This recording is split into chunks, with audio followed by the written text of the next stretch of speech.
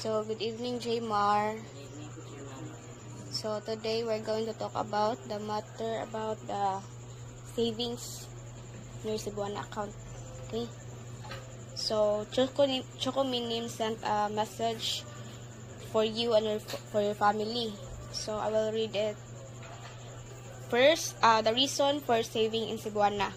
First is, when you graduate from high school, you use it as a college tuition fee. Next, use of emergency funds if someone is sick or injured and goes to the hospital as an emergency.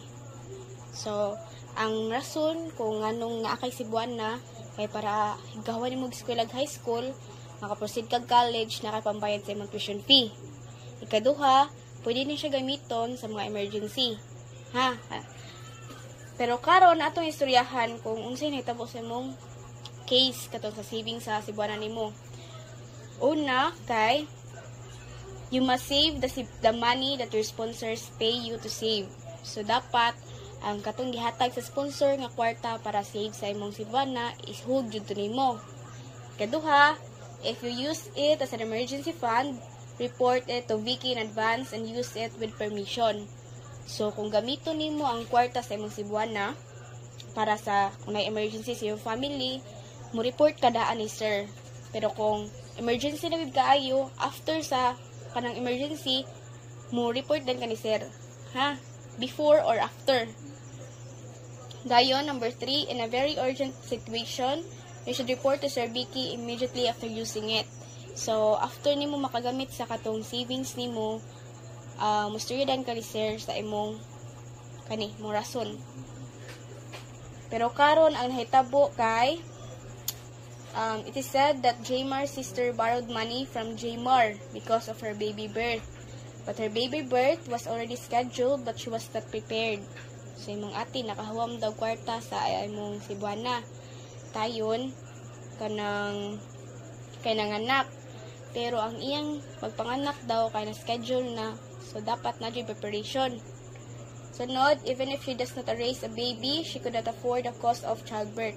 But if she gives birth and raises a baby, it will cost a lot of money to live. So, I think she will not be able to pay back the money. So, di ba, ang reason, ningon man kato na bayaran ra kung makatrabaho. Pero mao na yung ilang hunahuna. And then, if you have to use your savings for unavoidable reasons, you must report it to Sir Vicky and get permission to use it. So, kung gamiton nimo ang imong kwarta sa Cebuana, mo report tayon ka nako or ni Sir. Para dito ni Sir. Kay, mo istorya ka sa imong rason.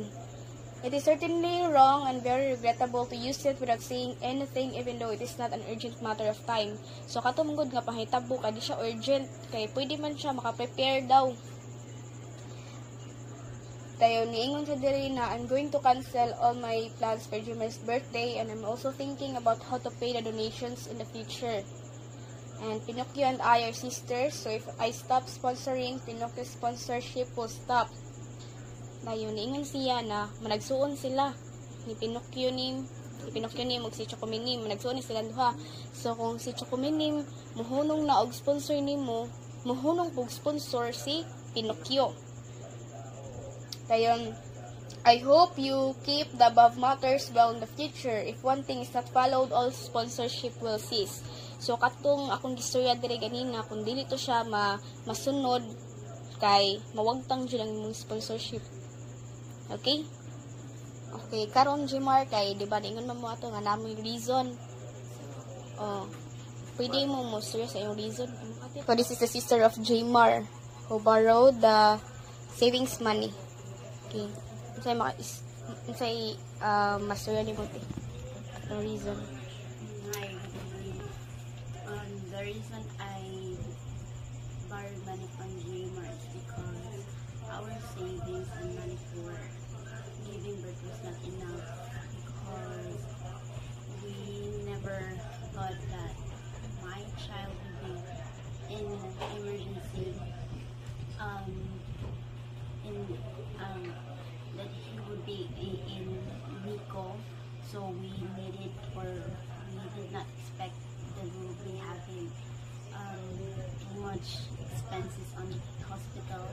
So we stayed there for 7 weeks, and our bill is a total of 150,000. And with my benefits, we were able to lessen it to 100,000, but our savings is not enough, so we needed 15,000 to complete the money so that we can get discharged. But I found other ways on how to return the money from Jmar, and it's coming October 2. So we'll be able to return the money. We apologize for the short notice, or if we did not explain or give further details on how did we use the money, or we did not talk to you personally about that, since it's really emergency and we don't know how to reach you directly, so we just asked Jmar. So kumini pinukyunin promise October 2 ibalik na mo ang kwarta ni Jmar. So we promised to return the money on October 2, and we understand the frustration with Jmar's sponsors about the money, because he might not able to